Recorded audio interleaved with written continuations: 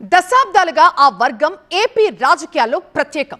ఇన్నేళ్ల చరిత్రలో ఎప్పుడూ పూర్తి స్థాయిలో అధికార పీఠంపై కూర్చోకపోయినా అది బదిలీ కావాలంటే మాత్రం వాళ్లే కీలకం.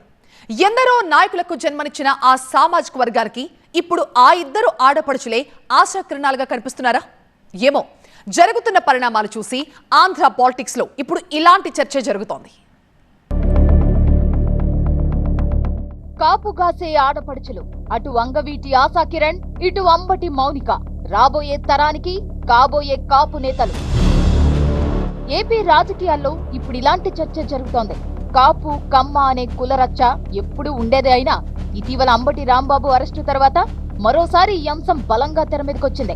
అంబటి అరెస్టు వ్యవహారంతో కాపు సామాజిక వర్గం నుంచి మరో బలమైన యువగళం బయటకు వచ్చిందనే చర్చ జోరందుకుంది. It's none other than Ambati Mounika అంటున్నాయి వైసీపీ వర్గాలు. పొలిటికల్ గా ఇప్పటి వరకు పెద్దగా బయటకు కనిపించని అంబటి కుమార్తె మౌనిక తండ్రి అరెస్టుతో ఒక్కసారిగా లైమ్ లైట్ లోకి వచ్చేశారు. అంబటి రాంబాబును అక్రమంగా అరెస్టు చేశారంటూ ప్రభుత్వంపై తీవ్ర విమర్శలు గుప్పించిన మౌనిక ఈ అంశాన్ని మెల్లగా కాపు కోణం తీసుకునేలా చేయడంలో సక్సెస్ అయ్యారు. తన తండ్రి కాపుల్లో బలమైన నాయకుడిగా ఉన్నందువల్లే టార్గెట్ చేశారంటూ ఒక్కసారిగా మ్యాటర్లో హీటు పెంచేశారు మౌనిక. డిప్యూటీ సీఎం గా కాపులకు కీలకంగా ఉన్న పవన్ కళ్యాణ్ నే టార్గెట్ చేస్తూ ఆమె చేసిన విమర్శలు, సంధించిన ప్రశ్నలు జనాల్లోకి బాగానే తీసుకువెళ్లాయి. ఫైర్ బ్రాండ్ గా పేరున్న అంబడికి ఏ మాత్రం తీసిపోకుండా వాగ్దాటిని చూపించి తండ్రికి తగ్గ తనయ అనిపించుకున్నారు మౌనిక. దీంతో వైసీపీలోని కాపు సామాజిక వర్గం ఆమెను ఫ్యూచర్ లీడర్ గా భావిస్తోంది. అంబటి జైల్లో ఉన్నప్పుడు ఆమె చూపిన ధైర్యం, మాటల్లో కనిపించిన స్థైర్యం వైసీపీ అధినేత జగన్ ను కూడా ఆకట్టుకుందట. అంబటి తర్వాత కాపుల్లో మరో ఫైర్ బ్రాండ్ గా మౌనికను సిద్ధం చేయాలని కూడా ఆలోచిస్తున్నారట.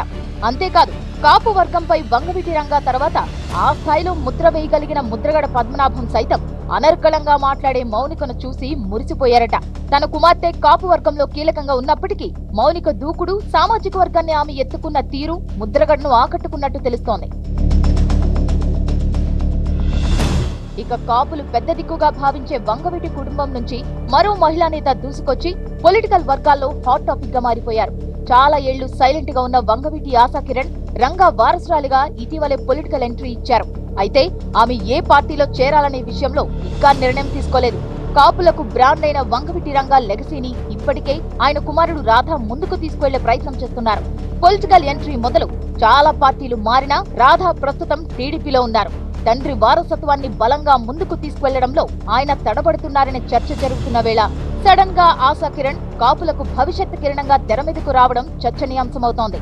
ప్రస్తుతానికి ఏ పార్టీలోనూ చేరని ఆశాకిరణ్ తండ్రి ఆశయాలను ముందుకు తీసుకువెళ్లేందుకు రాధారంగ మిత్ర మండలి సూచనల ప్రకారమే పనిచేస్తానని ప్రకటించారు.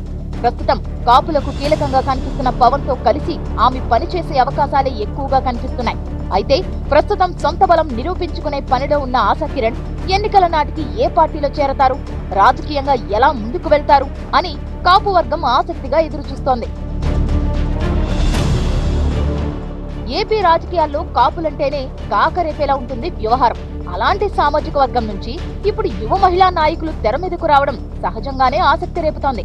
గతంలోనూ కాపు సామాజిక వర్గం నుంచి అటు టీడీపీలో అయినా ఇటు వైసీపీలో అయినా ఆ స్థాయి మహిళా నాయకులు లేకపోవడం కూడా దీనికి కారణం కావచ్చు. వైసీపీలో వంగా గీత లాంటి నాయకురాలుండగా ఇప్పుడు అంబటి మౌనికను అదనపు బలంగా భావిస్తోందా పార్టీ?